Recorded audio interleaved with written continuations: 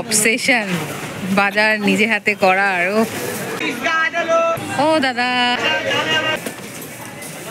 Hello everyone, good morning. Good morning and happy Sunday. Happy Sunny Sunday.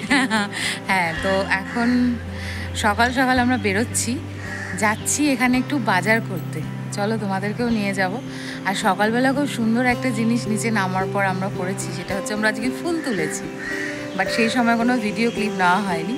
এখন 9টা বেজে গেছে, ঘুম থেকে উঠে চা খেয়ে আমরা এখন বাজার যাচ্ছি। চলো রবিবারের বাজারটা করে নেওয়া। বাঙালি রবিবার মানেই ব্যাগ ভর্তি বাজার নিয়ে বাড়ি ফেরা, আর তার সাথে দুপুরে পঞ্চব্যঞ্জন সাজিয়ে খাবার দাবার খাওয়া। আজ দুপুরে কতটা রান্না করে উঠতে পারবো জানি না, তবে সারা সপ্তাহের ফ্রিজটা যাতে ভরা থাকে তার ব্যবস্থা করতে আমরা পৌঁছেছিলাম থানে মার্কেট। প্রথমেই পৌঁছে একটু দক্ষিণী স্টাইলের ব্রেকফাস্ট করে নেওয়া, আসলে এটাতে পেটটা অনেকক্ষণ ভরা থাকে।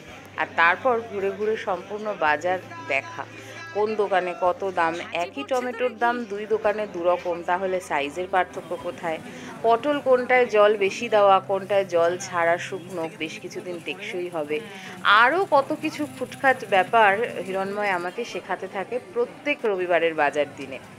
আসলে বাড়ি থেকে 3 মিনিট দূরত্বে বাজার ছিল, স্টেশন বাজার, অথচ বাপির কথা শুনে কোনো দিনও আমি সেই বাজারে বাজার করতে যাইনি। আলুর কত কেজি দাম, পটল, মূলো, উচ্ছে, কুমড়ো কিছুই কখনো হাতে নাড়িয়ে দেখিনি।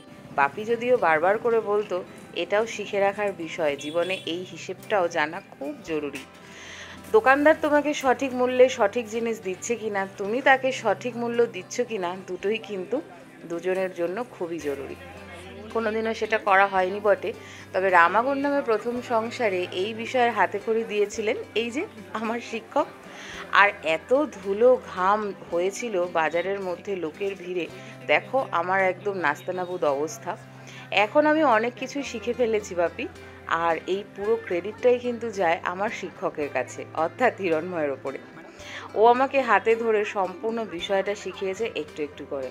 প্রথম দিকে ভুল হতো বই কি, ভুলভাল জিনিস তুলে নিয়ে চলে আসতাম, আর সেজন্য 2 দিন বাদেই পচে যেত সেসব। কিন্তু এখন আর তেমন ভুল হয় না, এমনকি দোকানদারও অবাক হয়ে যায় আমার পরিমাপের হিসাব দেখে। বাজার নানান রকম সবজিতে তো ভরাই, সাথে নানান রঙের ফলেও ভরা, আর এটি দেখতেই সব থেকে বেশি ভালো লাগে। যেদিকে তাকাও সেদিকেই রং, আর কত রকমের মানুষ, কেউ ঝগড়া করছে তো কেউ ভালোবেসে দোকানদারের কাছে 2 টাকা ছাড় চাইছে। আর এই যে আমার শিক্ষাগুরু দীক্ষাগুরু দাঁড়িয়ে আছে। বাজারের নিজস্ব কত রকমের আওয়াজ হয়, কত রকমের কথা, কত রকমের মুহূর্তের সাক্ষী আমরা থাকতে পারি এই এক রবিবারের বাজারে গিয়ে, তাই না? আজকের বাজার তো হয়ে গেছে, যা যা নেওয়ার। মাছ আর মাংসটা আমরা থানে মার্কেট থেকে নেই না, একদিন গিয়েছিলাম, তেমন ভালো কিছু বোধ হয়নি। तपती जलती गर्मी का मौसम आया आया आया मौसम ठंडे गर्मी कूल का। তো আপাতত আমরা এখানে ওয়াটারমেলন জুস নিয়ে বসেছি, কারণ আর পারছি না। তবে হ্যাঁ, এতে চিনিও নেই আর আইসও নেই, শুধু জানি জুস খাবো, এটা ভালো না, বাট ঠিক আছে, মাঝে মাঝে দরকার। চলো।